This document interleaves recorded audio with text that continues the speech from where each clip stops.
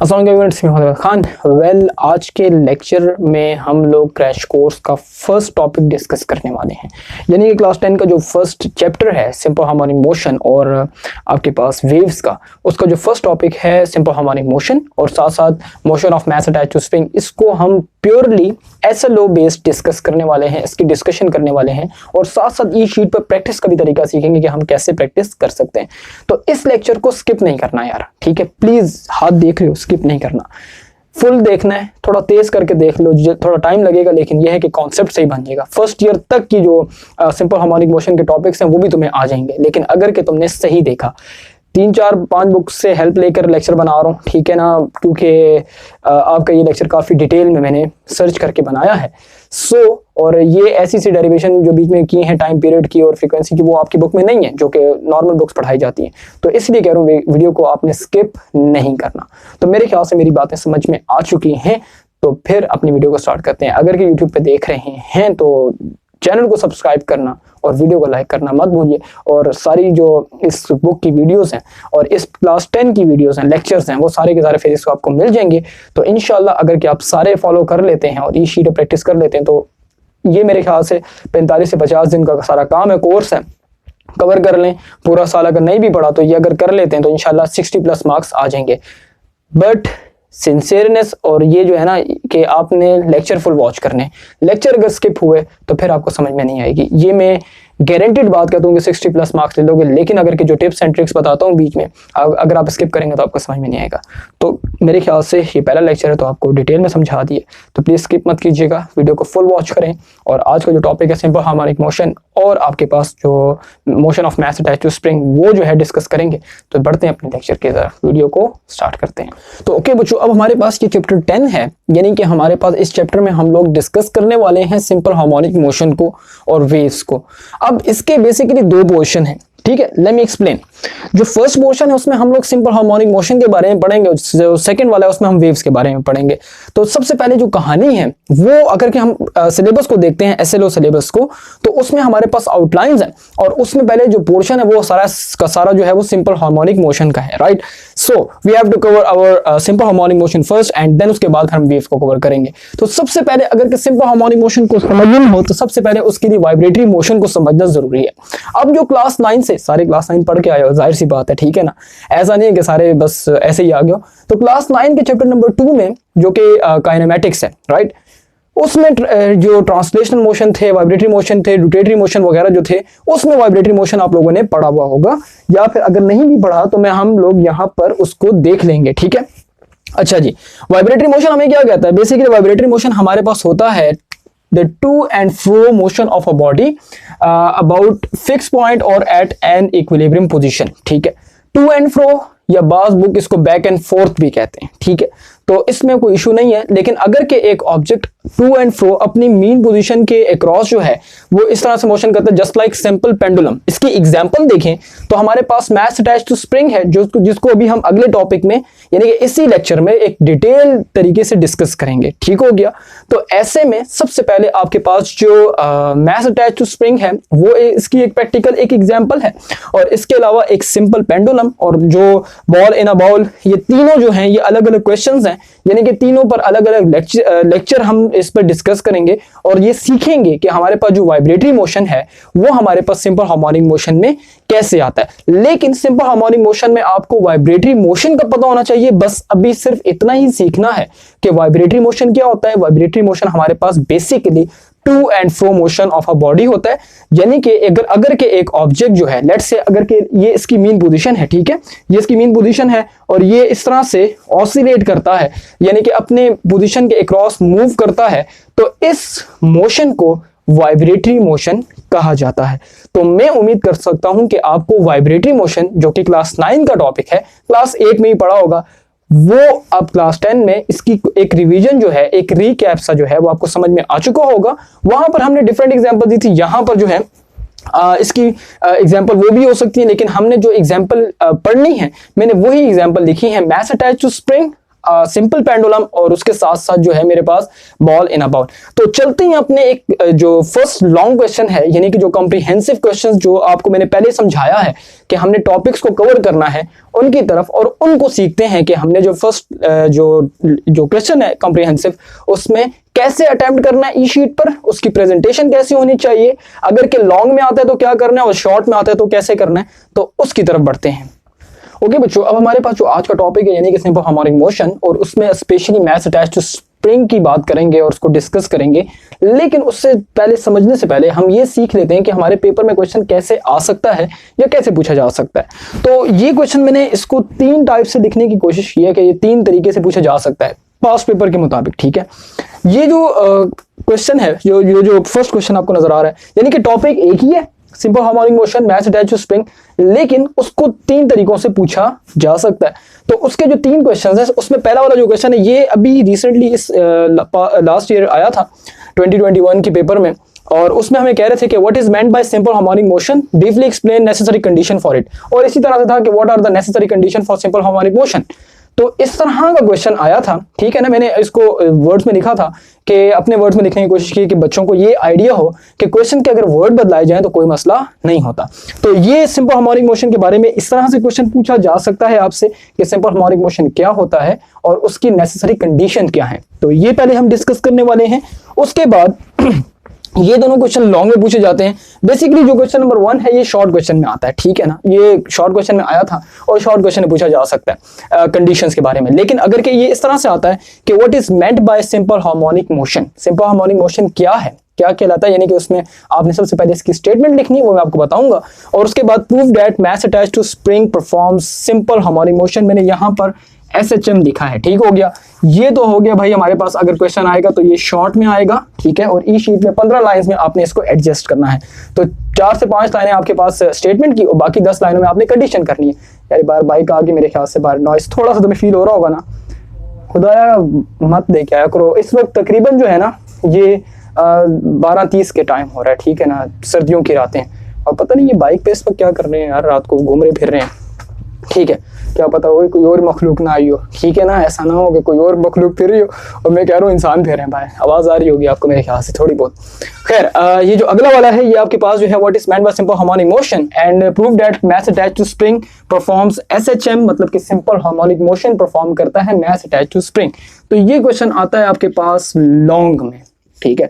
Long में आपके पास जो है बहुत ज़्यादा स्पेस होती है, वो हम डिस्कस कर भी चुके हैं। मैंने आपको पहले जो इंट्रो की वीडियोस थी वो आपको बताई थी क्रैश कोर्स की, ठीक है। अगर के क्रैश कोर्स वाले बच्चे लेक्चर देख रहे हैं तो उसमें मैंने तफसील से बताई थी कि लॉन्ग के लिए बहुत ज़्यादा स्पेस होती है, ठीक है। 9th क्लास में भी आप लोगों ने देख लिया होगा। तो ये क्वेश्चन लॉन्ग में एडजस्ट करना कदर ईजी होता है एज कम्पेयर टू शॉर्ट में, ठीक है। Discuss the motion of mass attached to spring, ठीक है, ऑफ रह गया बस समझ लेना।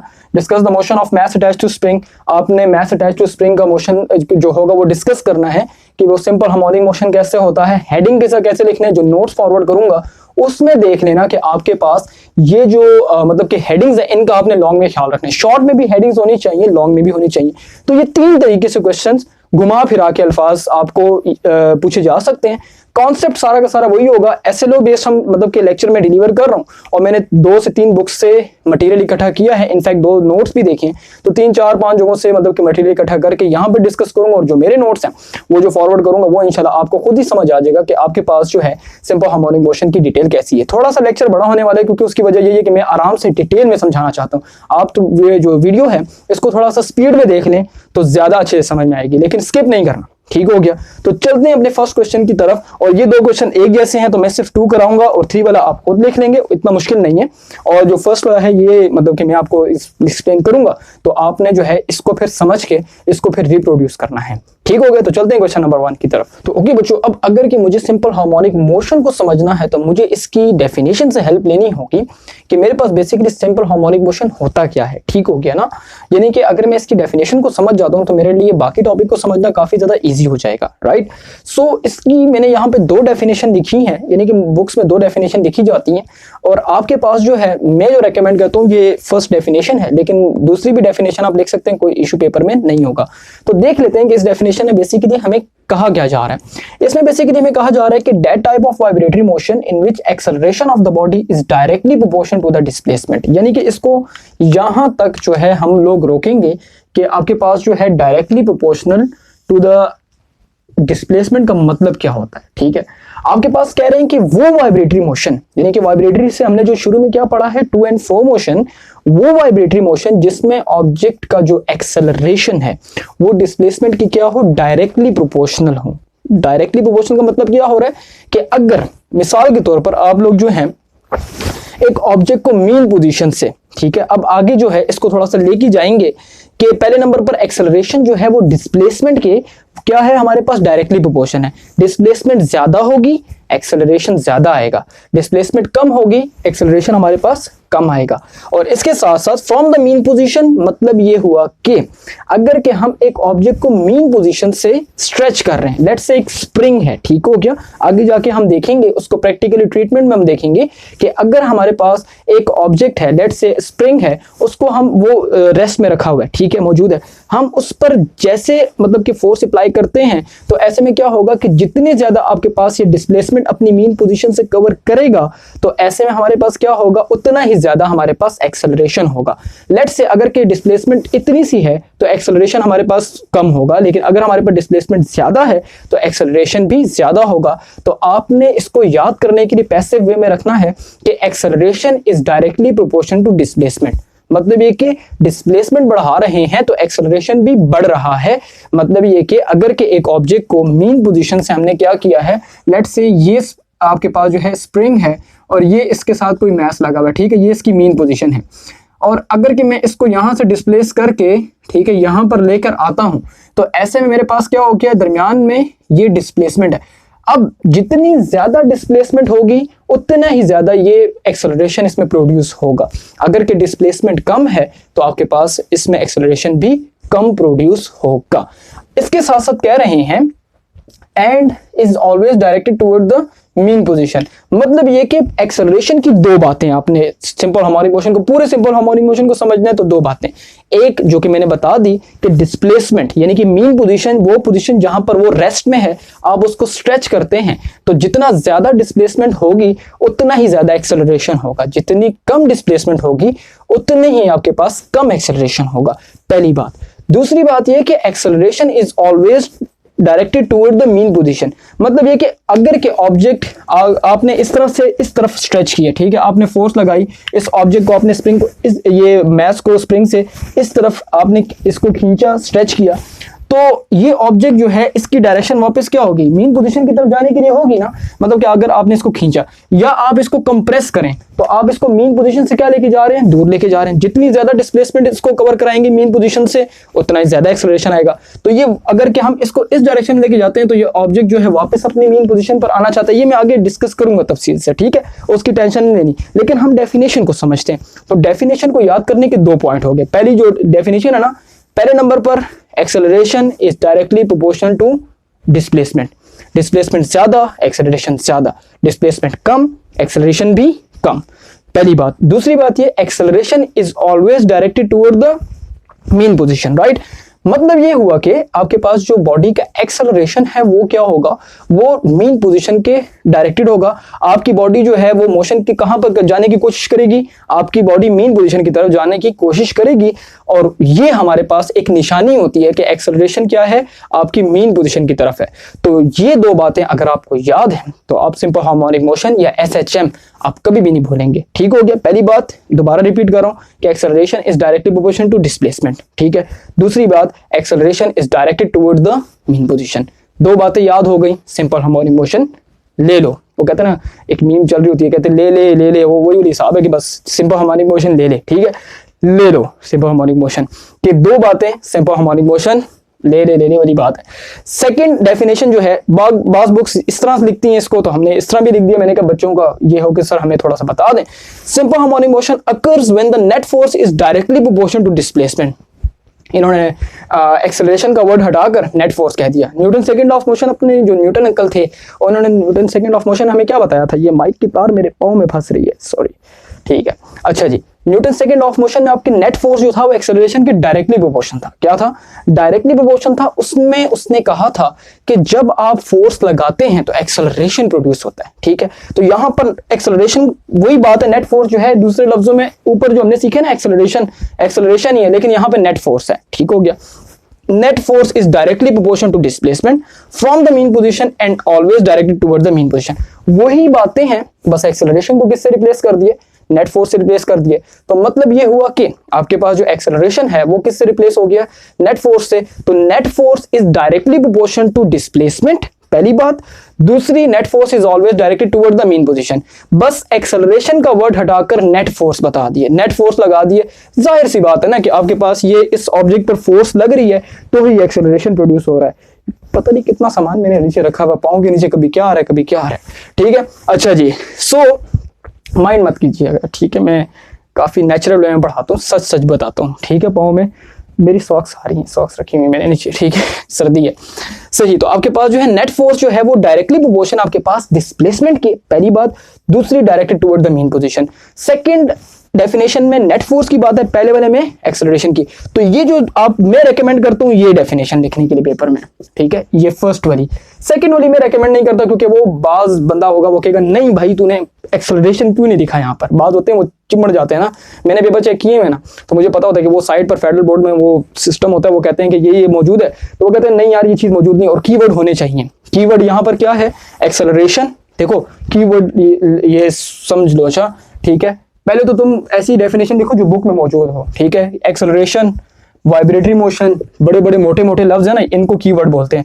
Directly proportional, displacement, mean position और डायरेक्टेड टुवर्ड, ये जो है ना, ये बड़े बड़े जो अल्फाज हैं कीवर्ड्स होते हैं। तो एग्जामिनर की नजर अगर कीवर्ड्स पे पड़ जाती है ना, वो तुम्हें डायरेक्ट ही वो कर देता है। लेकिन अगर उसको ढूंढना पड़ा है और तुम्हारे क्वेश्चन पे ज्यादा टाइम लगा रहा है तो फिर वो तुम्हारे मार्क्स काटेगा आसान अल्फाज में। ठीक है, ये एक एग्जामिनर की मेंटेलिटी बता रहा हूँ कि कभी भी ना आता हो ना पेपर में भी, कुछ भी कोई भी पेपर कर रहे हो, कीवर्ड्स तुम्हें पता होने चाहिए कि यार ये इस टॉपिक में ये मोटे मोटे अल्फाज हैं, जैसा मैंने यहाँ पे सर्कल किए, तो ये तुम्हें अगर आते हैं ना तो फिर तुम्हारे जो है कह सकते हैं कि मार्क्स आ जाएंगे।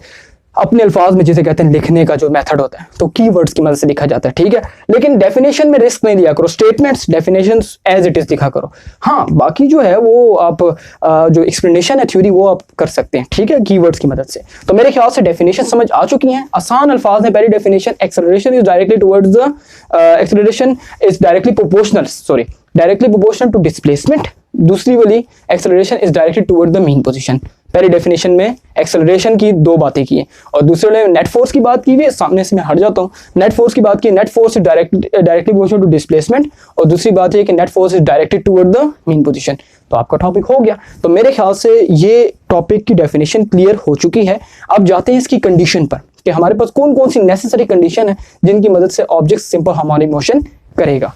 तो ओके बेटा, अब अगर कि मैं इसकी कंडीशंस को देखता हूं या इसकी फीचर्स को देखता हूं, अगर कि इंपॉर्टेंट फीचर्स कहा जाता है, आपको कोई कंडीशंस की बजाय इसकी फीचर्स कहते हैं, राइट द नेसेसरी या important features of simple harmonic motion या एसएचएम वर्ड बदला के देता है, तो वो 5 कंडीशंस आती हैं। मैंने ये 5 कंडीशंस लिखी हैं, हेडिंग्स लिखी हैं, ये सिर्फ हेडिंग्स हैं। जो नोट्स फॉरवर्ड करूंगा आपको, उन नोट्स में जो है ये इनकी जो है आगे फर्दर एक्सप्लेनेशन भी है। मतलब ये कि 15 लाइनों के अंदर हमने जो है इस क्वेश्चन को एडजस्ट करना है खूबसूरती के साथ, और ये हमारी हेडिंग होगी necessary condition for simple harmonic motion. अगर कि यहाँ पर कंडीशन की बजाय फीचर्स होता, इंपॉर्टेंट फीचर, तो मेरी हेडिंग में क्या आ जाएगा? Important features for simple harmonic motion, and then उसके बाद ये 5 हेडिंग्स हैं। ठीक है, नोट्स में भी आपको नजर आ जाएंगी। मैंने ज्यादा नहीं लिखा क्योंकि मेरे बोर्ड का साइज थोड़ा छोटा है। ठीक है, तो इसलिए मैंने जो है, साफ सी बात है, ठीक है, बात वो अच्छी होती जो सही हो, कि मैंने फिर कहा कि यार ये बहुत ज्यादा भर जाएगा बोर्ड, तो फिर समझाने में थोड़ा सा इशू आता है। ठीक हो गया, बोर्ड का साइज छोटा, तो इस वजह से मैंने हेडिंग देखी। सबसे पहले जो है इसकी हेडिंग ये बन सकती थी, मेरे से ये मिस हो गई, तो मैंने कहा लिखने में जो है ये नीचे आ रही है। तो ये जो फर्स्ट हेडिंग है ये टॉप पर आएगी और ये नीचे आएगी। मैं इसको लिख देता हूँ, ठीक है ना, क्योंकि फिर मैंने कहा टाइम कम है मेरे पास, मैंने रिकॉर्डिंग ज्यादा करनी थी, तो इसलिए जो है ये आएगा नीचे और ये इधर आएगा ऊपर। ठीक हो गया। फर्स्ट हेडिंग आपकी होती है, यानी कि फर्स्ट पॉइंट में आपके पास कह रहे हैं कि वाइब्रेशन अबाउट फिक्स पोजीशन। जितने भी सिंपल हार्मोनिक मोशन होते हैं वो एक फिक्स पॉइंट के अराउंड जो है वो वाइब्रेशन कर होते हैं। सिंपल पेंडुलम, अब उस सेंटर में वो फिक्स होता है और वो इस तरह से ऑसिलेट कर रहा होता है। ठीक हो गया। इसके अलावा स्प्रिंग आपके पास जो है मीन पोजीशन के अक्रॉस क्या कर रहा होता है, वाइब्रेशन कर रहा होता है। ठीक हो गया। तो इसके लिए फर्स्ट जो कंडीशन है हमारे पास वो ये है कि वाइब्रेशन अबाउट फिक्स पोजीशन, मतलब ये कि आपके पास जो ऑब्जेक्ट है वो फिक्स पोजीशन के अक्रॉस जो है, अराउंड जो है वो वाइब्रेशन करेगा। अगर के फिक्स पोजीशन नहीं है तो वो सिंपल हार्मोनिक मोशन नहीं होगा। तो पहले मेरे जहन में सिंपल हार्मोनिक मोशन का वर्ड सुनकर डेफिनेशन आनी चाहिए, जो दो मैंने पॉइंट बताए। उसके बाद मेरे पास कंडीशन आनी चाहिए, यानी कि देखो पैसिव वे में याद भी करते जाओ ना इसे, कि फर्स्ट मेरे पास जो है वाइब्रेशन अबाउट फिक्स पोजीशन, मतलब कि फिक्स पोजीशन के अराउंड जो है वो वाइब्रेट करेगा। अच्छा जी, उसके बाद पॉइंट है यानी कि relation of acceleration with displacement. इसको अब आप ऊपर नीचे कर सकते हैं, तो लेकिन मैंने जो है जिस तरह पढ़ा रहा हूँ उस तरह आप नोट्स में जिस तरह आपको मेंशन किया तो आप लिख सकते हैं कि relation of acceleration with displacement. ठीक हो गया। एक्सेलरेशन और डिस्प्लेसमेंट का क्या रिलेशन है, जल्दी बता दो मुझे। तुम्हें पता था, मैंने बताया था अभी डेफिनेशन में। ठीक है, मुझे पता है कि तुम्हें पता है। ठीक है, अभी भी पढ़ा है। तो एक्सेलरेशन का डिस्प्लेसमेंट के साथ डायरेक्ट रिलेशन है। जैसे कि हमने डेफिनेशन में देखा, डिस्प्लेसमेंट ज्यादा होगी तो एक्सेलरेशन ज्यादा आएगा। तो वो मोशन जहां पर आपके डिस्प्लेसमेंट बढ़ने से एक्सेलरेशन बढ़ता है, तो वो आपके पास अगर वाइब्रेटरी मोशन भी है तो उस वाइब्रेटरी मोशन को, जिसमें एक्सेलरेशन डिस्प्लेसमेंट के डायरेक्टली प्रोपोर्शनल है, तो उसको सिंपल हार्मोनिक मोशन कहेंगे। ठीक हो गया। तो ये आपके पास सेकेंड कंडीशन है। थर्ड नंबर पर आपके पास डायरेक्शन ऑफ एक्सेलरेशन। एक्सेलरेशन की डायरेक्शन क्या होगी आपके पास, हमने पढ़ा है directed toward the mean position होगी। यार क्या हो गया आपके पास जो है, अब इतना वो घबरा के देख रहे हो, तो आपके पास जो है एक्सेलरेशन की डायरेक्शन टुवर्ड्स मीन पोजीशन होगी। चाहे आप उसको स्ट्रेच करें, चाहे आप उसको कंप्रेस करें, तो वो मीन पोजीशन की तरफ जाने की कोशिश करेगा। तो हम कह सकते हैं कि acceleration is directed toward the mean position, right. इसके बाद आपके पास है maximum and minimum value of acceleration. Simple harmonic motion के अंदर आपके एक्सेलरेशन की वैल्यू जो है वो मैक्सिमम और मिनिमम होती है। कुछ पॉइंट पर मैक्सिमम होती है और कुछ पॉइंट पर आपके पास मिनिमम होती है।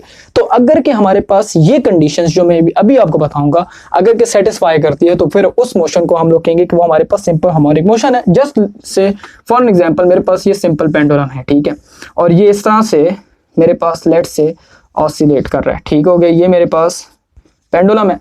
अब देखें जरा गौर से, ठीक है, ये इसकी एक्सट्रीम पोजीशन होती है, यानी कि जो मीन पोजीशन से मैं आप इसको इधर लेके हूँ, एक्सट्रीम पोजीशन है मेरे पास। अगर के देखा जाए तो यहाँ पर नेट फोर्स ज्यादा, ये जो यहाँ से मैं इसको मीन पोजीशन से लेके गया हूँ, ये मीन पोजीशन थी मेरे पास। ठीक है, मैं सिंपल पेंडुलम से समझा रहा हूँ क्योंकि बच्चों को इससे जल्दी समझ में आता है। ठीक है, मैंने ये एक्सपीरियंस किया हुआ है। और ये मेरे पास एक्सट्रीम पोजीशन है। ठीक है, यहां से मीन पोजीशन से जब मैं इसको एक्सट्रीम पोजीशन पर लेकर गया हूं तो मैंने इस पर फोर्स लगाई है ना, तो नेट फोर्स यहां पर ज्यादा होगी। जाहिर सी बात है कि मैं उसको खींच कर लेके गया हूं तो नेट फोर्स यहां पर ज्यादा है। जहां पर नेट फोर्स ज्यादा होती है, याद रखने के लिए बड़ा इंपॉर्टेंट एमसीक्यू है एफएससी का भी, ठीक है, फर्स्ट ईयर का, कि जहां पर आपके पास जो नेट फोर्स ज्यादा होगी ना, वहां पर आपके पास एक्सेलरेशन भी ज्यादा होगा। क्या होगा? एक्सेलरेशन भी ज्यादा होगा जहां पर नेट फोर्स ज्यादा होगी। तो नेट फोर्स तो हमें पता है सबको एक्सट्रीम पोजीशन पर ज्यादा है। So according to Newton second law of motion, net force is directly proportional to acceleration. सो आप कह सकते हैं कि अगर नेट फोर्स ज्यादा है तो एक्सेलरेशन ज्यादा है। ठीक हो गया। अच्छा जी, यहां पर एक्सेलरेशन आपके पास ज्यादा है तो एक्सट्रीम पोजीशंस पर एक्सेलरेशन क्या होगा? मैक्सिमम। ठीक है, और मीन पोजीशन पर इसके उलट होगा कि जब ऑब्जेक्ट वापस आएगा तो मीन पोजीशन पर एक्सेलरेशन जीरो होगा। जाहिर सी बात है कि वहां पर कोई चेंज, मतलब कि फोर्स वहां पर हम नहीं लगा रहे। तो मीन पोजीशन पर आप याद रखना कि मीन पोजीशन पर एक्सेलरेशन जीरो और एक्सट्रीम पोजीशन पर आपके पास क्या होगा? ऑब्जेक्ट जो है वो हमारे पास एक्सेलरेशन जो है वो हमारे पास मैक्सिमम होगा। तो ये भी पॉइंट मेरे ख्याल से क्लियर हो गया। सिर्फ आपने नेट फोर्स की बात याद रखनी तो आपसे गलती नहीं होगी। इसके बाद आपके पास जो है वो वेलोसिटी की वैल्यू है कि maximum and minimum value of velocity. Velocity की वैल्यू मैक्सिमम कब होगी और मिनिमम कब होगी, तो ये पॉइंट आपके पास जो है, ये पॉइंट्स मैंने नोट्स में दिखा हुआ था कि आपके पास जो वेलोसिटी है वो मीन पोजीशन पर क्या होगी? मैक्सिमम होगी। और जब एक्सट्रीम पोजीशन पर आपके पास जो वेलोसिटी है वो क्या हो जाएगी? आपके पास ये आपके पास मीन पोजीशन पर वेलोसिटी मैक्सिमम और एक्सट्रीम पोजीशन पर वेलोसिटी मिनिमम। उसकी रीजन देखें कि आपके पास जो है, जिस वक्त ये लेट से बॉब है, आप इसको लेकर गए मीन पोजीशन से एक्सट्रीम पोजीशन तक, तो एक्सट्रीम पोजीशन में ये रेस्ट में होगा ना, सम सॉर्ट ऑफ रेस्ट आता है। आप कह सकते हैं कि यहाँ पर थोड़ी देर के लिए रुक गया, तो ये रेस्ट में है। या फिर एक्सट्रीम पोजीशन पर आपका स्प्रिंग के साथ जो मास है कुछ देर के लिए हम कहते हैं कि लेट से अगर रेस्ट में है तो वहां पर वेलोसिटी जीरो होगी। एक्सेलरेशन के उलट है, एक्सेलरेशन जहां पर मैक्सिमम होगा वहां पर वेलोसिटी मिनिमम होगी, जहां पर एक्सेलरेशन मिनिमम होगा वहां पर वेलोसिटी मैक्सिमम होगी। तो ये इसके उल्टा होगा, तो यहाँ पर वेलोसिटी जो है मीन पोजीशन पर मैक्सिमम और एक्सट्रीम पोजीशन पर वेलोसिटी मिनिमम होगी। तो बस आपने ये कहानी याद रखनी है, कंडीशन समझ लें तो ये मेरे ख्याल से आपको समझ में आ गया है कि वेलोसिटी जो है मीन पोजीशन पर मैक्सिमम, ठीक है, और एक्सट्रीम पोजीशन पर ऑब्जेक्ट कुछ देर के लिए सम सॉर्ट ऑफ रेस्ट में होता है, कुछ देर के लिए रुकता है। अगर ये ना रुकता तो आपके पास क्या होता है, ये आगे ही जाते जाता, ठीक है। तो ऐसा तो नहीं होता, तो कुछ देर के लिए रुकेगा, तो उसको हम बोलते हैं कि हमारे पास क्या है, कि हमारे पास ये रेस्ट में है, तो वहां पर वेलोसिटी जीरो एक्सट्रीम पोजीशन पर। और अगर कि हम मीन पोजीशन में बात करें कि ऑब्जेक्ट मूव करेगा ड्यू टू इनर्शिया, वो अपने मीन पोजीशन को क्रॉस कर जाता है, ठीक है। कोई भी ऑब्जेक्ट हो, मैथ से चाहे जो स्प्रिंग की बात करें जो भी हम देखेंगे तो वहां पर क्रॉस कर जाता है। तो कहने का मतलब सारा का सारा ये हुआ कि हमारे पास जो है, अगर के हम इसको देखें तो हमारे पास क्या हो जाएगा, हमारे पास ये जो है ये वेलोसिटी की कंडीशंस और एक्सेलरेशन की कंडीशंस को हमारे पास अगर कि ये बातें सेटिस्फाई करता है कोई मोशन, तो हम कह सकते हैं वो हमारे पास क्या है, सिंपल हार्मोनिक मोशन है। ठीक हो गया। वेलोसिटी की बातें मेरे ख्याल से समझ में आ चुकी हैं कि मीन पोजीशन पर मैक्सिमम और एक्सट्रीम पोजीशन पर मिनिमम। एक्सेलरेशन जो है वो एक्सट्रीम पोजीशन पर मैक्सिमम, नेट फोर्स ज्यादा होती है एक्सट्रीम पोजीशन पर, इस वजह से मैक्सिमम, और मीन पोजीशन पर आपके पास नेट फोर्स नहीं होती, जीरो होती, तो इस वजह से एक्सेलरेशन भी मिनिमम या फिर जीरो होता है आपके पास। तो ये 5 पॉइंट्स हैं। अगर आप हेडिंग के साथ लिखते हैं और इसके बाद आपको जो नोट्स में जिस तरह गाइड किया गया है तो 15 लाइन्स के अंदर आपकी आ जाएंगी, लेकिन डेफिनेशन आपने एक लिखनी है। 2 डेफिनेशन मैंने बताई है, तो आपने एक डेफिनेशन लिखनी है, तो इंशाल्लाह आपका जो है काम बहुत ज्यादा अच्छा हो जाएगा, सिंपल हो जाएगा और काफी ज्यादा फैसिनेट करेगा एग्जामिनर को कि यार इसने बहुत अच्छा लिखा हुआ है। तो मेरे ख्याल से मेरी बातें समझ में आ चुकी हैं। तो जाते हैं अपने जो इस टॉपिक के लॉन्ग क्वेश्चन की तरफ, कि यहाँ पर हमारे पास जो सिंपल हार्मोनिक मोशन का जो मैथ अटैच्ड जो स्प्रिंग सिस्टम है उसके लिए हमारे पास क्या नेसेसरी मैथमेटिकल डेरिवेशंस हैं और क्या हमारे पास वहाँ पर बातें हो रही हैं, तो उनको डिस्कस करते हैं। तो ओके बच्चों, अब अगर कि मैं इस मैथ अटैच्ड टू स्प्रिंग पर आता हूँ, अब इसके मोशन को ऑब्जर्व करने के इससे पहले मुझे इसकी डायग्राम को देख लेना चाहिए या स्टडी कर लेना चाहिए। इसमें बेसिकली मुझे कह रहे हैं कि अगर मेरे पास एक मैस है और वो स्प्रिंग के साथ अटैच है, ठीक है, इस पूरी कहानी में यही कहा जा रहा है कि consider a body mass m is attached with the spring and is placed on a horizontal surface. आपके पास एक मैस है जो कि स्प्रिंग के साथ अटैच है और इस हॉरिजॉन्टल सरफेस पर रखा गया है, मतलब कि उस पर इस तरह से हॉरिजॉन्टली प्लेस्ड है। अब होता क्या है, अब जरा इसको समझें कि लेट्स से आपके पास ये जो मैस है ये हॉरिजॉन्टल सरफेस पर रखा गया है, तो जिस वक्त ये रखा गया है तो ये इक्विलिब्रियम पोजीशन में है। इस वक्त ना स्प्रिंग को आपने स्ट्रेच किया है ना आपने कंप्रेस किया है, आपने बस सिंपल रखा हुआ है। Other end of spring is attached with firm support. आपके पास ये जो स्प्रिंग का दूसरा एंड है ये लेट्स से किसी वॉल के साथ, किसी वुड के साथ बस आपके साथ क्या अटैच है, आपने यहां पर कोई फोर्स नहीं लगाई, तो यहां पर आपके पास जो है फोर्स क्या होगी, एक्सटर्नल फोर्स जो कि आपके पास है वो जीरो है। फर्स्ट सिनेरियो के अंदर आपके पास फोर्स क्या है, जीरो है, और आपके पास मैस जो है वो इस तरह से रखा गया है, ठीक है। तो माइंड में आपने एक बात बनानी है, इसको स्टेप बाय स्टेप याद करना है कि आपके पास जो है अगर के ऑब्जेक्ट आपने अटैच किया हुआ मैस के साथ, तो वो क्या होगा, वो आपके पास जो है नॉर्मली आपके पास एक इक्विलिब्रियम पोजीशन में होगा, यानी कि वो मोशन नहीं कर रहा और आपके पास स्प्रिंग में ना स्ट्रेचनेस है ना आपके पास कंप्रेशन है। There is no extension at this stage in the spring, मतलब ये कि यहाँ पर आपके पास कोई एक्सटेंशन नहीं है। This means that the object is at equilibrium position. First वाले में हमारे पास सिनेरियो में क्या है, इक्विलिब्रियम पोजीशन में है, यानी कि आपके पास मोशन नहीं हो रहा और ऑब्जेक्ट रेस्ट में है। लेकिन अगले उसमें क्या किया, if an external force is applied, मैं यहां से पढ़ दूं, if an external force is applied on the mass m, मैंने इस मैस को पकड़ा यहां से और इसको स्ट्रेच किया, ठीक है। पहले सिनेरियो, जो दूसरा सिनेरियो है, मैंने क्या किया, उसको स्ट्रेच किया। अच्छा जी, then the length of spring increases by an amount x and mass moves from O to new position A। मतलब ये कि अगर कि मैंने इसको यहां से पकड़ा है इस तरह से, ठीक है, अपने हाथ में पकड़ा यहां से और इसको खींचना शुरू किया, स्ट्रेच किया, फोर्स लगाई, आसान भाषा में, आसान अल्फाज में या आसान जुबान में, कि मैंने इस पर क्या लगाई, फोर्स लगाई, और आपके पास जो है ऑब्जेक्ट बाहर की तरफ खींचा गया, यानी कि उसकी लेंथ इंक्रीज हुई है। सो अगर कि लेंथ इंक्रीज हुई है और मैस आपके पास पॉइंट O से पॉइंट A की तरफ गया है, ठीक है। तो मतलब ये कि लेंथ क्या हो रही है आपके पास इंक्रीज हो रही है। तो इस लेंथ को हम डिस्प्लेसमेंट कहेंगे कि आप ये जो मैंने कहा था ना कि नेट फोर्स लग रही है, एक्सटर्नल फोर्स लग रही है। अब देखो नेट एक्सटर्नल फोर्स लग रही है, नेट फोर्स लग रही है, तो डिस्प्लेसमेंट बढ़ रही है ना। अब जितनी ज्यादा नेट फोर्स होगी उतनी ज्यादा डिस्प्लेसमेंट होगी। वो पुरानी मेरी एक वीडियो थी क्लास 9 की, शायद तुम लोगों ने देखी भी हो, काइनेटिक एनर्जी की बात नहीं, वर्डन की बात कर रहा था कि बारिश आता है तो पानी आता है, ठीक है। जब ज्यादा बारिश आता है तो ज्यादा पानी आता है। किस लेजेंड ने कहा है पता है तुम लोगों को, ठीक है।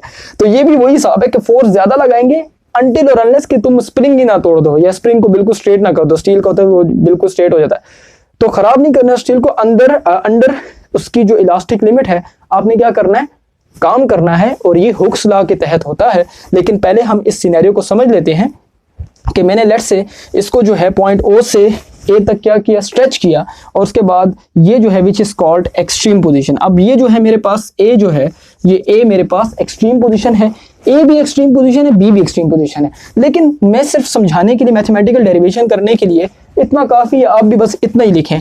और जो दूसरा तीसरा सिनेरियो है इसमें हमने स्ट्रेच की बजाय कंप्रेस किया, मतलब कि इसको दबाया, तो दबा के हम इसको दूसरी मीन पोजीशन पर ले गए। तो याद रखिएगा यहां पर हमारे पास सिंपल हार्मोनिक मोशन में मीन पोजीशन के दोनों साइडों पर आपके पास दो एक्सट्रीम पोजीशन होती है, यानी कि मीन पोजीशन दरमियान में और दो एक्सट्रीम पोजीशन। देखो ये दोनों क्या है, आपके पास एक्सट्रीम पोजीशन है। सो हम कह सकते हैं हमारे पास जो है दो एक्सट्रीम पोजीशंस आ रही हैं। तो कहने का मतलब ये हुआ कि अगर आप इसको कंप्रेस करते हैं तो भी कंडीशन ठीक है। अब आप इसको जितनी ज्यादा फोर्स लगा रहे हो तो यहां से इसका जो डिस्प्लेसमेंट है वो आपके पास क्या हो रहा है, बढ़ रहा है ना। और यहां से देखते हैं तो आपके पास ये डिस्प्लेसमेंट आपके पास बढ़ रहा है। तो कहने का मतलब वो कि आप मीन पोजीशन से जो एक्सट्रीम पोजीशन का डिस्टेंस होता है इसको हम लेते हैं कि जितना ज्यादा आपके पास फोर्स लगेगा, नेट फोर्स लगेगी, उतना ही ज्यादा आपके पास डिस्प्लेसमेंट आएगा, ठीक है। अगर के नेट फोर्स कम लग रही है तो डिस्प्लेसमेंट भी कम आ रही है, राइट। सो ये पॉइंट नोट करना है कि ये जो मीन पोजीशन से डिस्टेंस होता है एक्सट्रीम पोजीशन का, इसको डिस्प्लेसमेंट बोला जाता है। मैं बार बार मेरे मुंह से डिस्टेंस निकल जाता है लीनियर, लेकिन आप इसको डिस्प्लेसमेंट ही समझते हैं। अगर आप इसको कंप्रेस करें तो भी आपके पास डिस्प्लेसमेंट ज्यादा हो रहा है, नेट फोर्स ज्यादा, डिस्प्लेसमेंट ज्यादा, नेट फोर्स कम, डिस्प्लेसमेंट कम। लेकिन हमने यहाँ पर इसको यही दिया है कि मैंने एक्सटर्नल फोर्स लगाया है और इसकी लेंथ आपके पास इंक्रीज हुई है, और ये यहाँ पे मेन पोजीशन से आपके पास एक्स अमाउंट का इसने डिस्प्लेसमेंट कवर किया है। तो अगर के नेट फोर्स ज्यादा होगा तो डिस्प्लेसमेंट भी ज्यादा होगा, अगर के नेट फोर्स कम होगा तो डिस्प्लेसमेंट भी कम होगा। बिकॉज एक्सेलरेशन ज्यादा है तो डिस्प्लेसमेंट भी ज्यादा है, क्योंकि हमें पता चल चुका है डेफिनेशन से। और यहाँ पर हमने प्रैक्टिकल, यार मैं बार बार सामने क्यों आ जाता हूँ, मुझे फिर ये होता है कि बच्चे कहेंगे सर आप तो साइड पर हो ना, सर वो डायग्राम नजर नहीं आ रही। तो मैं अब साइड इस तरफ हो गया, ठीक है। उल्टा हाथ है ना तो मैं उल्टे हाथ पर रहता हूँ, मैं लेफ्ट हैंडेड हूँ तो मैं लेफ्ट हैंड प्रेफर करता हूँ। यहाँ पर बात हो रही थी अब के बाद जो है, अगर कि आप इसको स्ट्रेच करते हैं तो ज़्यादा नेट फोर्स लगी, डिस्प्लेसमेंट ज़्यादा, कम नेट फोर्स लगी, कम displacement. That's it, that's the whole story of your this topic। ठीक है, यहाँ तक की जो स्टोरी है आपने हेडिंग देनी है, उसके बाद नोट्स में आपको यही लिखा गया है, गाइड कर दिया गया है, इसी तरह का लिखा हुआ है। आप उसको अपने वर्ड्स में लिख सकते हैं, लेकिन कीवर्ड्स आपके पास कुछ होने चाहिए जो कि मैंने आपको मतलब कि पहले समझा दिया है। जिस तरह यहाँ पर इक्विलिब्रियम पोजीशन कीवर्ड है, इसके अलावा आपके पास ये हॉरिजॉन्टल सरफेस आपके कीवर्ड है, ठीक है। अमाउंट एक्स आपके पास डिस्प्लेसमेंट कीवर्ड है, स्प्रिंग आपके पास कीवर्ड है, एक्सटर्नल फोर्स कीवर्ड है।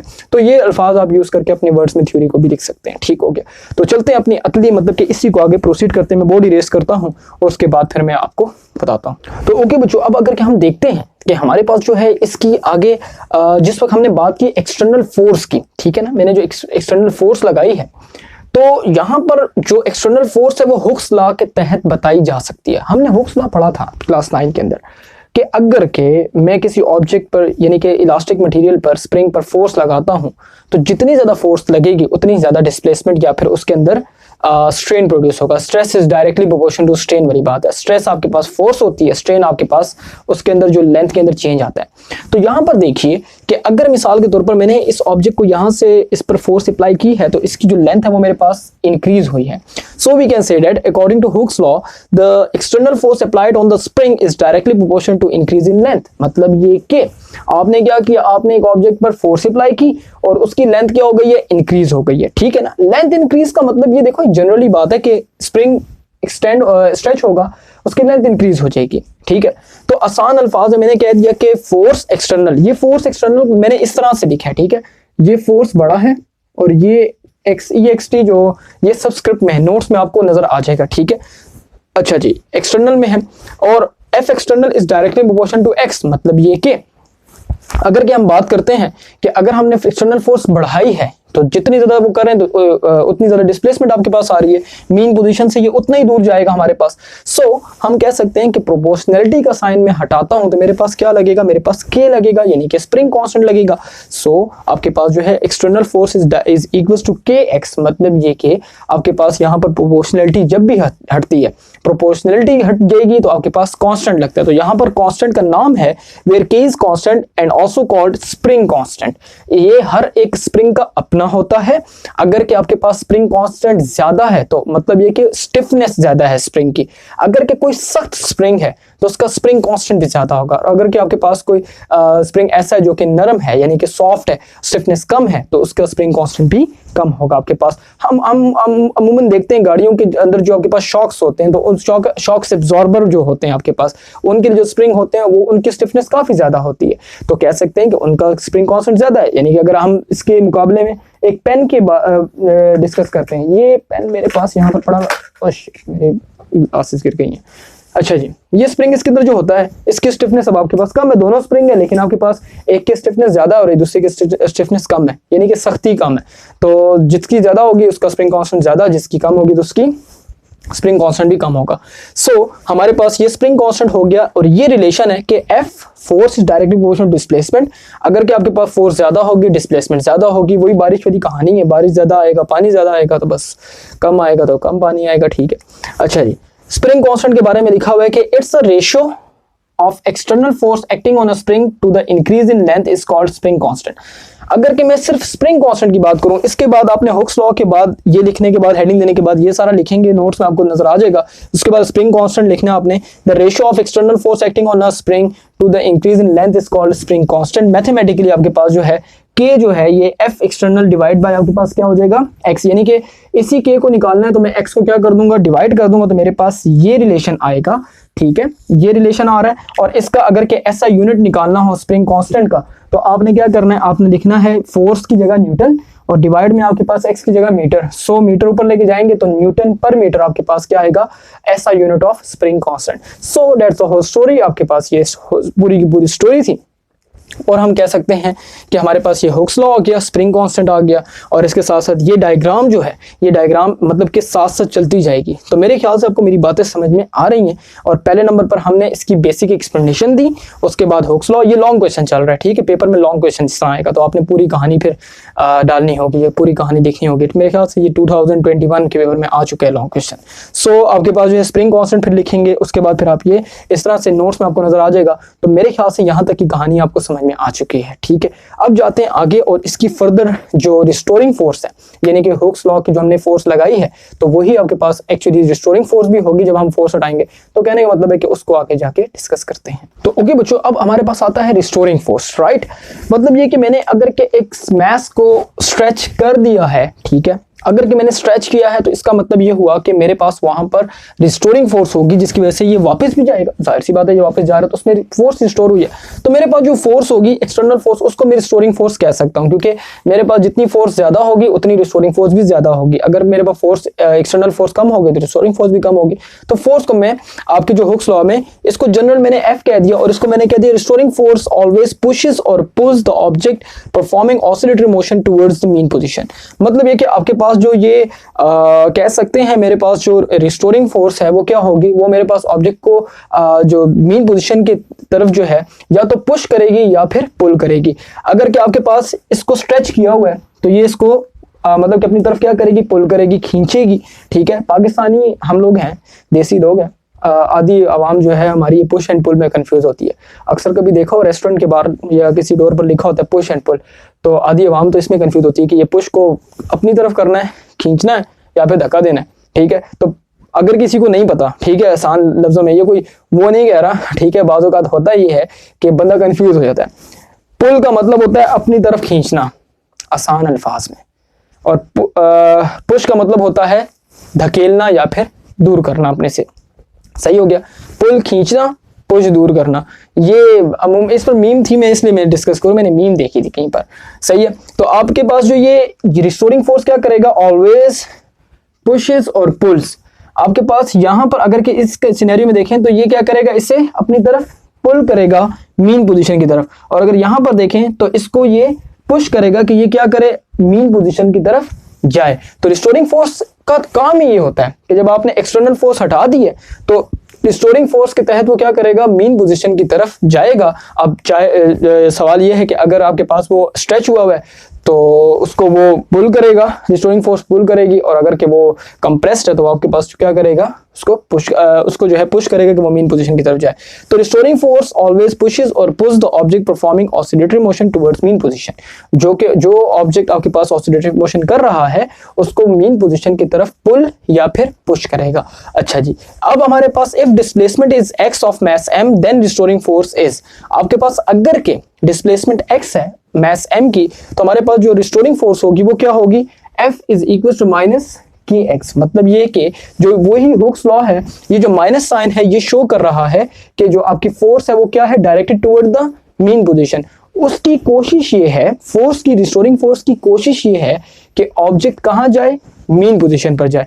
तो ये जो माइनस साइन है ये बेसिकली नेगेटिव साइन शो कर रहा है कि आपके ऑब्जेक्ट की जो डायरेक्शन है, रिस्टोरिंग फोर्स की जो डायरेक्शन है वो टुवर्ड्स द मीन पोजीशन है। सो ये मेरे पास इक्वेशन 1 हो जाएगी, और ये मेरे पास जो पहले मैंने लिखी थी उसी से ही आ रहा है।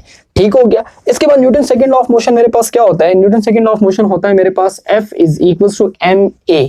मतलब ये कि अगर मैं किसी ऑब्जेक्ट पर के वो जो न्यूटन सेकंड ऑफ मोशन की बात करते हैं, अगर मैं किसी ऑब्जेक्ट पर एक्सटर्नल फोर्स लगा रहा हूं तो ये नेट फोर्स है ना। नेट फोर्स मतलब ये कि उस मास के अंदर में एक्सेलरेशन प्रोड्यूस कर रहा हूं। So we can say that from Newton second of motion F is equal to ma। सो ये भी फोर्स है, ये भी फोर्स है, कंपेयर कर लेंगे आपने फोर्स को फोर्स के साथ, तो मेरे पास आएगा ma is equal to minus kx। And then अगर मुझे यहां पर a फाइंड करना है, मुझे यहाँ पर a फाइंड करना है, मैंने m को क्या करना है, डिवाइड कर देना है। So minus k by m into x मेरे पास आता है, और k जो है वो कांस्टेंट है, मास भी कांस्टेंट है, स्प्रिंग कांस्टेंट और मास k मैंने भी बताया है, ऊपर स्प्रिंग कांस्टेंट आपके पास और मास आपके पास कांस्टेंट है। तो अगर ये चेंज नहीं हो रहे तो मेरे पास ये इनको एज अ होल क्या कहेंगे, हमारे पास कांस्टेंट कहेंगे, और मेरे पास जो है ये बराबर होगा आपके पास ये कांस्टेंट, जिस वक्त आप इक्विलिटी के साथ लगाते हैं तो वो बन जाता है आपके पास प्रोपोर्शनलिटी। जब प्रोपोर्शनलिटी से इक्विलिटी की तरफ आते हैं तो आप क्या लगाते हैं, कांस्टेंट लगाते हैं। सो हम कह सकते हैं कि इस कांस्टेंट को जब मैं इक्वल के साथ मिलाऊंगा तो वो बन जाएगा proportional. So acceleration is directly proportional to minus x, यानी कि एक्सेलरेशन डिस्प्लेसमेंट के डायरेक्टली प्रोपोर्शन है। डिस्प्लेसमेंट ज्यादा है, एक्सेलरेशन ज्यादा है, और डिस्प्लेसमेंट कम है तो एक्सेलरेशन भी कम है, लेकिन माइनस साइन जो है वो शो कर रहा है कि acceleration is directly toward the mean position. पूरे एसएचएम को, पूरे सिंपल हार्मोनिक मोशन को आप इस लाइन से इतनी सी चीज से याद रख सकते हैं, यानी कि ये जो है ना, ये इससे आप याद रख सकते हैं कि a is directly proportional to x। मतलब ये कि अगर कि डिस्प्लेसमेंट ज्यादा होगी तो एक्सेलरेशन भी ज्यादा होगा, डिस्प्लेसमेंट कम होगी तो एक्सेलरेशन भी कम होगी। और माइनस साइन जो है कि acceleration is directed toward the mean position, मतलब ये कि आपके पास जो एक्सेलरेशन है वो डायरेक्टेड है कहां पर, मीन पोजीशन के अक्रॉस। सो हम कह सकते हैं कि हमारे पास ये दोनों कंडीशन जो है इसी बात में है कि a is directly proportional to displacement, पहली कंडीशन सिंपल हार्मोनिक मोशन की जो हमने शुरू में जो लेक्चर के स्टार्ट में पढ़ी थी, और माइनस साइन शो कर रहा है कि ये directed toward the mean position आ रहा है। तो ये इसकी डेरिवेशन हो गई है। अब इससे आगे जो पॉइंट्स मैंने नोट्स में भी लिखे हैं वो मैं जनरल बताऊंगा, वो आप लोग रीड कर सकते हैं। वो बेसिकली मैंने कंडीशंस में समझा दी ऊपर, बस जस्ट एक गो थ्रू करूंगा कि मेरे पास आपने वो हेडिंग्स भी लिखनी है। और फिर उसके बाद मेन चीज है जो कि आपकी कोर्सेज में यहाँ पर पंजाब टेक्स्ट बुक की जो बुक थी फेडरल बोर्ड की अपनी, उसमें टाइम पीरियड की कैलकुलेशन नहीं है, फ्रीक्वेंसी की कैलकुलेशन नहीं है, तो मैं टाइम पीरियड की कैलकुलेशन कराऊंगा, वो नोट करनी है आपने।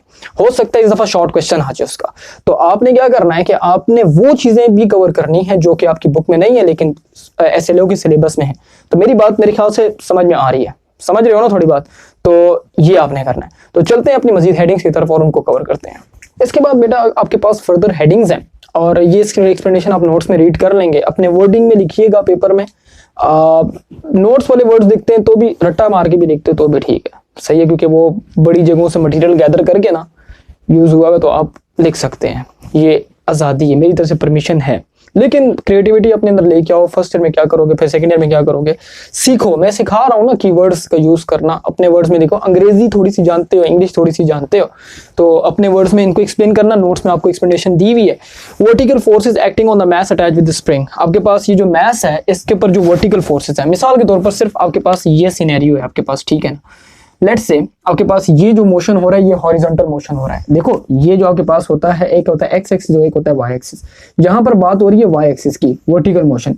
लेकिन हम अगर के अपने केस की बात करें तो उसमें आपके पास सिर्फ और सिर्फ आपके पास हॉरिजॉन्टल मोशन हो रहा है, यानी कि एक्स एक्सिस मोशन हो रहा है। तो क्या वाई एक्सिस पर वर्टिकल मोशन हो रहा है? नहीं हो रहा। तो हम कह सकते हैं कि वर्टिकल मोशन पर जो आपके पास मोशन होगा वो जीरो होगा, बिकॉज जितना इस ऑब्जेक्ट का मैस का, जितना इसका वेट है उतना ही ये जो फ्लोर है जिस पर आपके पास टेबल पर रखा हुआ है ये उसको उतना ही नॉर्मल रिएक्शन प्रोवाइड कर रहा है। तो जितना वेट होगा उतना ही नॉर्मल रिएक्शन होगा। तो अगर के दोनों इक्वल हैं और ऑपोजिट इन डायरेक्शन है तो हम कह सकते हैं कि हमारे पास वर्टिकल मोशन आपके पास यहाँ पर नहीं है, यहाँ पर सिर्फ और सिर्फ क्या हो रहा है, आपके पास हॉरिजॉन्टल मोशन हो रहा है। इसके बाद आपके पास है speed of mass attached with spring between position A and B. इसको आप वेलोसिटी भी कर सकते हैं, ठीक है, वेलोसिटी कर लेते हैं। आप बच्चे कंफ्यूज होंगे, स्पीड वेलोसिटी एक ही बात है, कोई मसला नहीं होगा, ठीक है। वेलोसिटी जो है आपको पता है, मैंने बताई थी कंडीशंस में, ऊपर ही हमने अभी देखा था लेक्चर में कि आपके पास मीन पोजीशन पर वेलोसिटी ज्यादा होगी, एक्सट्रीम पोजीशन पर वेलोसिटी कम होगी, बिकॉज क्योंकि वो सम सॉर्ट ऑफ रेस्ट में आ जाता है। तो जब रेस्ट में आएगा तो वेलोसिटी जीरो होती है, कम होती है, मिनिमम होती है।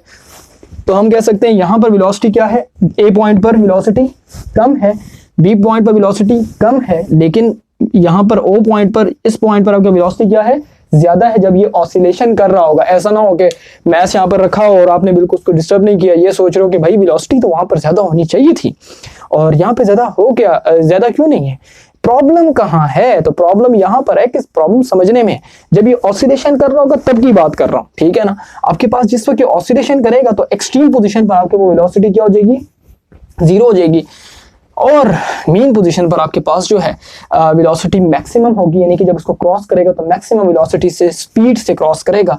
तो हम ये कह सकते हैं पॉइंट ए एंड बी के दरमियान में ओ पॉइंट पर मैक्सिमम वेलोसिटी, यहाँ पर एंड्स पर आपके पास जीरो वेलोसिटी। सिंपल सी कहानी है। Acceleration of body between point A and B, आपके पास एक्सेलरेशन जो है, एक्सेलरेशन नेट फोर्स की बात होती है कि एक्सेलरेशन एक्सट्रीम पोजीशन पर ज्यादा होता है क्योंकि नेट फोर्स आपके पास ज्यादा होती है। तो आपके पास कह सकते हैं कि हमारे पास जिस वक्त ये एक्सट्रीम पोजीशन पर होगा पॉइंट ए और पॉइंट बी पर, आपके पास एक्सेलरेशन ज्यादा होगा और आपके पास मीन पोजीशन पर जो है एक्सेलरेशन कम होगा। हमने कंडीशंस में डिस्कस, इंपॉर्टेंट फीचर या कंडीशन, नेसेसरी कंडीशन में ये पॉइंट भी हेडिंग के साथ डिस्कस किया था। तो ये वही कहानी आपने यहाँ पर दोबारा से इसके साथ रिलेट करके लिखनी है। मेरी बात समझ रहे हो ना कि कॉन्सेप्ट वही है, लेकिन आपने थोड़ा सा एक्सटेंड करके लॉन्ग क्वेश्चन बना के लिखना है कि एग्जामिनर कहे कि भाई यही क्वेश्चन है, इसी क्वेश्चन को मैंने एक स्टैंडर्ड मान के बाकी पेपर चेक करने। मेरी तरह सोचोगे ना, मार्क्स आराम से आ जाएंगे। लिटरली मैं एग्जामिनर की मेंटेलिटी समझाता हूँ हर वक्त, हर क्वेश्चन में।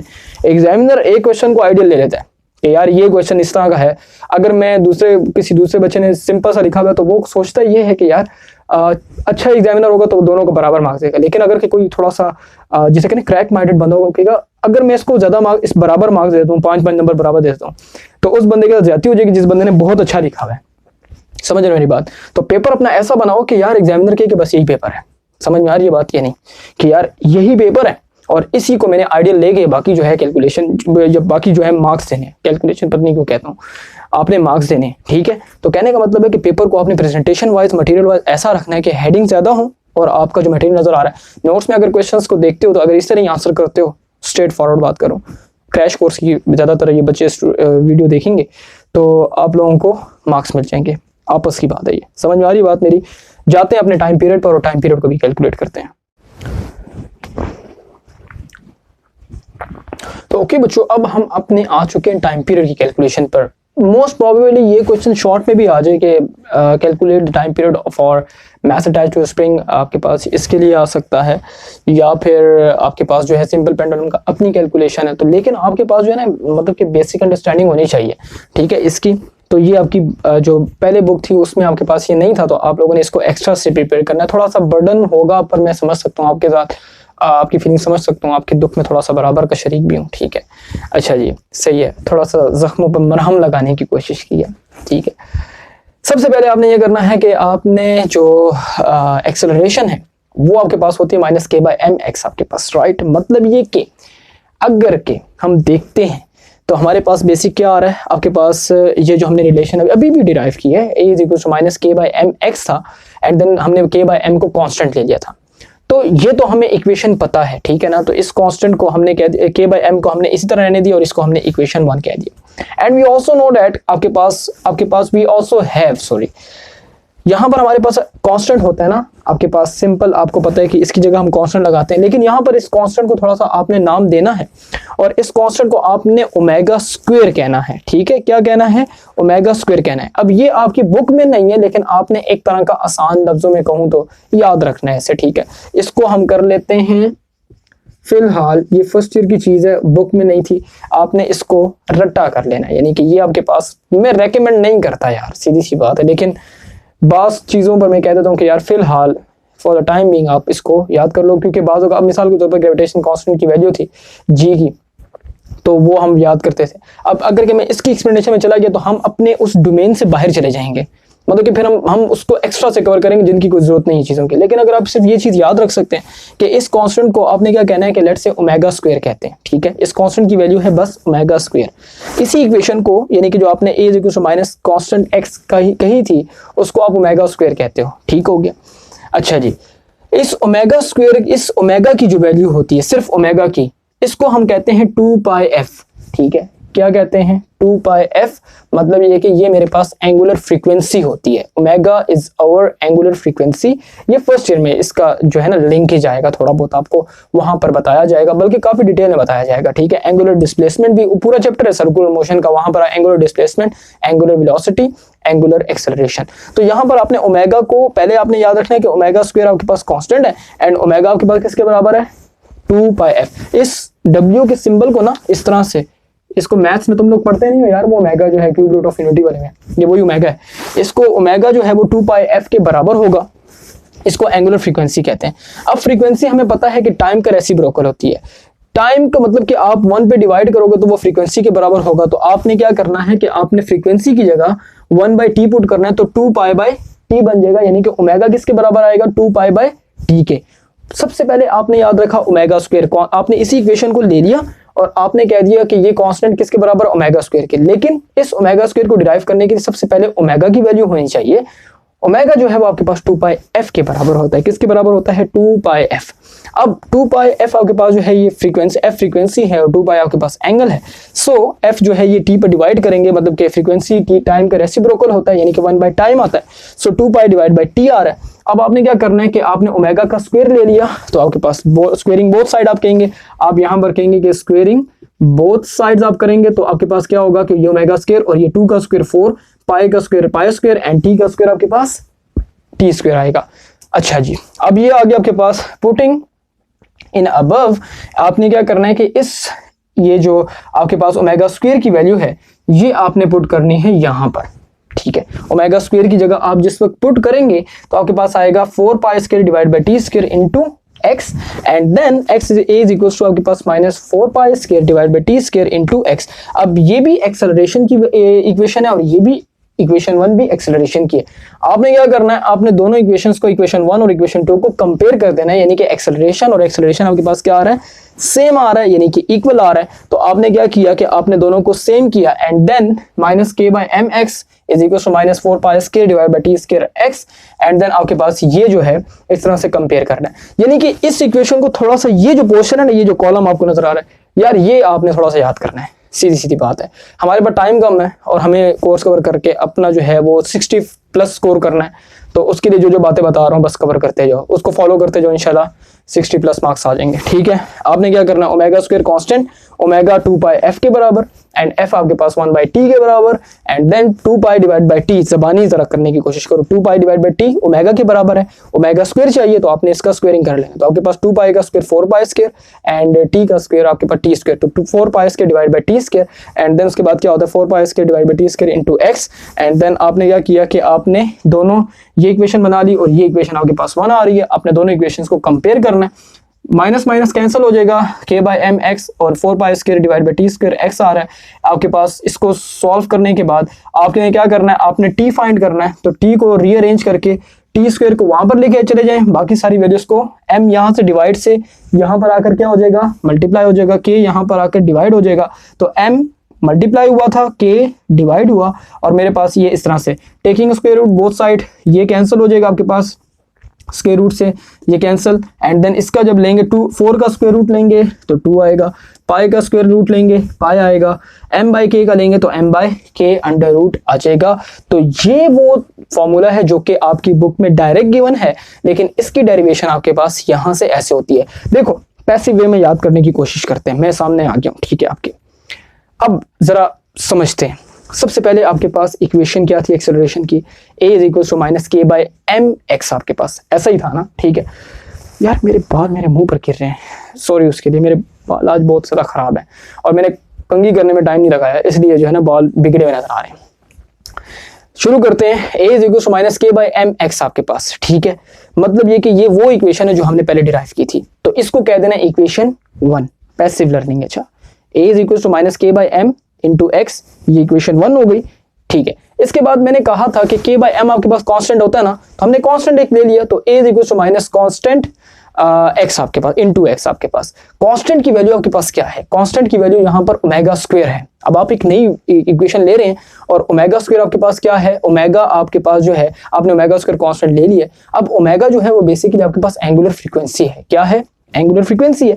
एंगुलर फ्रीक्वेंसी आपके पास उसकी वैल्यू 2 पाई एफ होती है, ठीक है। मैथ्स में पढ़ भी लोगे, आपकी मैथ्स में 10 में है 2 पाई एफ, बिल्कुल है आपके पास ट्रिग्नोमेट्री में 2 पाई एफ आपके पास हो जाएगा। तो ये जो 2 पाई एफ आ रहा है, ये एंगुलर फ्रीक्वेंसी, तो एफ की जगह आपने क्या करना है, टाइम पुट करना है। तो एफ और टाइम आपस में रेसिप्रोकल होते हैं, मतलब ये कि आपके पास जो है F is equal to 1 by time होता है, यानी कि 1 बाई टी होता है। एंड देन आप क्या करते हैं, उसको एफ की वैल्यू को ऊपर इक्वेशन में पुट करते हैं, तो 2 पाई बाई टी आ जाएगा, omega is equal to 2 pi by T. तो ये ओमेगा की वैल्यू आ गई। अब आपने क्या करना है, हमें तो ओमेगा स्क्वायर चाहिए, आपने ओमेगा का स्क्वायर कर लेना है। तो omega square is equal to 4 pi square divide by T square, ये वैल्यू आ रही है। अब इसको वो अपनी कांस्टेंट वाली इक्वेशन में पुट करें तो आपके पास एक्सेलरेशन की नई इक्वेशन बन जाएगी, a is equal to minus 4 pi square divide by T square into x। इसको इक्वेशन 2 कह देंगे। Now we have to compare our equation 1 with equation 2, so we get, आपके पास क्या आएगा, minus k by m into x is equal to आपके पास minus 4 pi square divide by आपके पास टी स्क्वायर इंटू एक्स आएगा। एक्स एक्स कैंसिल कर लेंगे, माइनस माइनस कैंसिल हो जाएगा, जैसे कि आपको यहां पर नजर आ रहा है। यहां पर मैंने एक्स अंडरस्टूड था कि कैंसिल हो गया, तो आपको बता दिया था। आपने क्या करना है कि यहां से टी निकालना है, ठीक है। और बाकी कैलकुलेशन सिंपल है, सिंपल। ये जो कॉलम था, ये कैलकुलेशन याद करना थोड़ा सा मुश्किल थी और ये मैंने आपको पैसिव वे में करा दिया है। और हम क्या करेंगे कि हम इस एक्स को भी यहाँ पर कैंसिल कर लेते हैं। हमें पता था, मैंने माइनस साइन बताया, आपको अंडरस्टूड था कि एक्स भी कैंसिल होता है। तो ये टाइम की वैल्यू मेरे पास आ गई है। अब ये कैलकुलेशन जो है, ये जो बातें थी, ये टाइम की ये नहीं है, आप इसको देख लेंगे, नोट्स में मिल जाएंगी। और इसमें जो है मैंने काफ़ी डिटेल से समझाया कि आपके पास ये कैसे हो रहा है। अब चलते हैं इसकी फ्रीक्वेंसी पर और कंक्लूजन पर जाते हैं और इस टॉपिक को बंद करेंगे। और ये हमारा टॉपिक हर लिहाज से ई शीट के हिसाब से कंप्लीट हो चुका है। तो बढ़ते हैं अपने फ्रीक्वेंसी एंड देन उसके बाद कंक्लूजन। हमारे पास फ्रीक्वेंसी कहलाता है कि 1 by 2 pi into under root K by M आता है। तो आप ये देख लें, तो ये हमारे पास सिंपल सी कैलकुलेशन है जिससे आप टाइम पीरियड की मदद से फ्रीक्वेंसी भी दे सकते हैं। इसके बाद हमारे पास आती है एनर्जीज की बात, ठीक है। एनर्जी में हमारे पास बेसिकली हम यहाँ पर kinetic energy and potential energy को डिस्कस करने वाले हैं। बेसिकली हमारे पास अगर कि हम एनर्जीज के फैक्टर को देखते हैं, तो एनर्जीज के फैक्टर को देखने के लिए हमें ये समझना होगा कि हमारे पास यहाँ पर मीन पोजीशन क्या है और एक्सट्रीम पोजीशंस क्या हैं। मैंने अपनी डायग्राम को जो है इस तरह से बनाया है कि मेरे पास सिर्फ और सिर्फ मुझे mean position and extreme position नजर आए और मैं ये कह सकता हूँ कि मेरे पास जो ये ऑब्जेक्ट है, ये मेरे पास अपनी यानी कि बी, ये एक्सट्रीम पोजीशन, ये एक्सट्रीम पोजीशन और ये मीन पोजीशन, इसके अक्रॉस ही ऑसिलेट करता रहता है, यानी कि इसके ही आगे पीछे होगा। सो मुझे क्या करना होगा, मुझे यहाँ पर ये देखना है कि अगर के ये बी पर आता है तो वहां पर एनर्जीज का क्या फैक्टर होगा, मीन पोजीशन पर आपके पास एनर्जीज का क्या फैक्टर होगा, और ये जो एक्सट्रीम पोजीशन है बी, ये ए वाली, यहाँ पर हमारे पास जो एनर्जीज है उसका फैक्टर क्या होगा। मैं ये मार्कर उठा लेता हूँ, मार्कर मेरे सामने रखे हुए थे। अच्छा जी, अब मेरे पास जो है बेसिकली यहाँ पर अगर कि मैं देखता हूँ कि ये मीन पोजीशन यहाँ पर जीरो है, आपके पास x की वैल्यू जीरो है, ये ऑसिलेशन करना स्टार्ट करता है। जब ये ए पॉइंट पर जाएगा यानी कि मैक्सिमम डिस्टेंस कवर करेगा अपने मीन पोजीशन से, तो वहां पर आपके पास ये जो है यहां पर इसकी पोटेंशियल एनर्जी मैक्सिमम होगी। The energy due to position, हम कह सकते हैं कुछ देर के लिए सम सॉर्ट ऑफ ये रेस्ट में आएगा, तो वहां पर पोटेंशियल एनर्जी मैक्सिमम होगी और काइनेटिक एनर्जी मेरे पास जीरो होगी। जब ये वापस आएगा तो जिस वक्त ये वापस आ रहा होगा तो ये मीन पोजीशन पर तो रुकेगा नहीं ना, ये ड्यू टू इनर्शिया क्रॉस करेगा। जाहिर सी बात है कि आपने कभी देखा होगा कि जब आप स्प्रिंग को मतलब कि रिलीज करते हैं तो जहां से आपने स्टार्ट किया होता है तो वो वहां पर रुकता नहीं है, वो वापस जाता है एंड देन फिर उसके बाद नीचे आता है। तो मतलब ये कि वो ड्यू टू इनर्शिया क्या होता है, उसकी इनर्शिया, बॉडी का इनर्शिया होता है कि वो रुकना नहीं चाहती, तो वो इस पॉइंट को क्रॉस करके बी पर आएगी। तो बी पर आकर ये सम सॉर्ट ऑफ दोबारा थोड़ी देर के लिए क्या होगा, रुक जाएगा, रेस्ट में आएगा। तो यहां पर जो है आपके पास पोजीशन की वजह से पोटेंशियल एनर्जी मैक्सिमम है, काइनेटिक एनर्जी जीरो है। लेकिन जब ये फिर वापस आएगा तो यहां पर जिस वक्त क्रॉस कर रहा होगा तो इस मीन पोजीशन पर इसकी वेलोसिटी ज्यादा होगी, ठीक है। जहां पर वेलोसिटी ज्यादा होगी वहां पर काइनेटिक एनर्जी मैक्सिमम है, ठीक है, काइनेटिक एनर्जी मैक्सिमम है और पोटेंशियल एनर्जी जीरो है। और इसी तरह फिर दोबारा ये इस पोजीशन पर आएगा तो आपके पास पोटेंशियल एनर्जी मैक्सिमम और काइनेटिक एनर्जी आपके पास जीरो। एंड देन फिर ये वापस आया बी पॉइंट पर, potential energy maximum, kinetic energy zero. So ये इस तरह से मेरे पास जो है ऑसिलेट करता रहेगा। और इसी ऑसिलेशन की वजह से आपके पास जो है हम कह सकते हैं कि हमारे पास ये जो ऑसिलेशन हो रही है, इस ऑसिलेशन की वजह से जो इसकी एनर्जीज हैं वो हमारे पास kinetic energy and potential energy different points पर मैक्सिमम और मिनिमम होगी। अब ये देखो आपके पास अगर क्या आपको कहा जाता है कि आपके पास जो है मीन पोजीशन पर कौन सी एनर्जी मैक्सिमम है, तो डेफिनेटली काइनेटिक एनर्जी, बिकॉज वो जिस वक्त क्रॉस कर रहा होगा तो उसकी एक स्पेसिफिक वेलोसिटी या स्पीड होगी। तो हम जानते हैं कि kinetic energy the energy possessed by a body due to its motion, तो यहाँ पर ये मोशन में है, लेकिन ये यहाँ पर जाकर एक्सट्रीम पोजीशन पर सम सॉर्ट ऑफ रेस्ट में आ जाएगा, कुछ देर के लिए ही सही वो रुक जाएगा, ठीक है। सेंटेंस अच्छा है, कुछ देर के लिए ही सही, तो उर्दू की वो शेर होते हैं ना, उस तरह का सेंटेंस बन रहा है, कुछ देर के लिए ही सही, तो ये रेस्ट में होगा या रुक जाएगा आपके पास, ठीक है। तो यहाँ पर आपके पास काइनेटिक एनर्जी इसकी जीरो और पोटेंशियल एनर्जी इसकी maximum, the energy due to its position, ये खास पोजीशन है ना, तो आपके पोटेंशियल एनर्जी यहाँ पे मैक्सिमम होगी, काइनेटिक एनर्जी ये जीरो होगी। एंड देन इसी तरह ये जब वापस आएगा तो ये स्पीड में होगा, इसकी वेलोसिटी होगी, तो kinetic energy maximum, potential energy zero. And then फिर ये यहाँ पर जब जाएगा तो काइनेटिक एनर्जी जीरो और पोटेंशियल एनर्जी मैक्सिमम। सो मेरे पास ये कहानी है आपके पास कि kinetic energy and potential energy मेरे पास जो है ये डिफरेंट पोजीशंस पर ये होंगी अगर कि हम motion of mass spring system को डिस्कस करते हैं जो कि सिंपल हार्मोनिक मोशन एग्जीक्यूट कर रहा होता है। तो ये एक छोटी सी कहानी थी और उम्मीद करता हूँ कि ये जो फैक्टर्स है एनर्जी का आपको समझ में आ चुका होगा। अगर के नहीं समझ में आया तो मुझसे डिस्कस कर लीजिएगा, कॉमेंट्स भी होंगे, कॉमेंट्स नहीं है तो अगर आप क्रैश कोर्स पर हैं तो आप ग्रुप में भी, व्हाट्सएप ग्रुप में भी डिस्कस कर सकते हैं। तो चलते हैं अपने अगले पॉइंट की तरफ। लास्ट में कंक्लूजन अगर देना चाहें तो कंक्लूजन जो मैंने हेडिंग दी थी नोट्स में, उसमें भी सिंपल यही कहानी है कि आप यही बताएंगे कि अकॉर्डिंग टू दिस इक्वेशन जो आपने a directly proportional to minus x, आप उधर से बताएंगे कि हम कह सकते हैं कि ये जो motion of mass attach to spring है ये सिंपल हार्मोनिक मोशन एग्जीक्यूट करता है। और ये अकॉर्डिंग टू कंडीशंस, जो पहली नंबर पर डिस्प्लेसमेंट एक्सेलरेशन के साथ डायरेक्टली प्रोपोर्शनल है और दूसरे नंबर पर acceleration is directed toward the mean position, minus sign ये शो कर रहा है। So on the basis of that equation we can say that और वी कैन कंक्लूड दैट कि हमारे पास जो है motion of spring mass attach to spring executing simple harmonic motion. So that is the whole story. आपके पास ये पूरी की पूरी स्टोरी है आज के लेक्चर की और इसमें कंप्रीहेंशन जो क्वेश्चंस हैं, जो मैं बड़ी बड़ी जो मोटे मोटे टॉपिक्स हैं उनकी हर लिहाज से कवर करने की कोशिश कर रहा हूँ। अब ये टॉपिक अल्हम्दुलिल्लाह माशाल्लाह से हर लिहाज से कवर है। अगर आपको समझ में आ गया तो आपको पेपर में किसी भी तरह का क्वेश्चन दिखाया जाए आप नहीं घबराएंगे। तो इसमें जब छोटे छोटे क्वेश्चन बन सकते हैं कि वेलोसिटी कहाँ पर मैक्सिमम होगी, कहाँ पर मिनिमम होगी, छोटे छोटे क्वेश्चन बन सकते हैं ना, कि राइट द वेलोसिटी या राइट द एक्सेलरेशन, आप स्टोरी लिखेंगे कि एक्सेलरेशन की क्या स्टोरी होगी और कहाँ पर होगी। तो कहने का मतलब सारा का सारा यही है कि आपको मतलब कि इसी टॉपिक के बीच में शॉर्ट क्वेश्चन भी आ सकते हैं, लेकिन आप अगर के सिंपल इज दैट के एक एक हेडिंग से एक एक क्वेश्चन बन सकता है, ठीक है, अगर के बहुत भी कॉन्सेप्चुअल बनाना चाहे। लेकिन अगर ये लेक्चर आपने पूरा देखा है और आपने सही देखा है तो आपको इंशाल्लाह लेक्चर में, पेपर में कोई मसला नहीं होगा। तो चलिए मिलते हैं फिर अपने अगले लेक्चर में, तब तक के लिए अपना बहुत ख्याल रखिएगा, मुझको इजाज़त दीजिए, अल्लाह हाफिज़।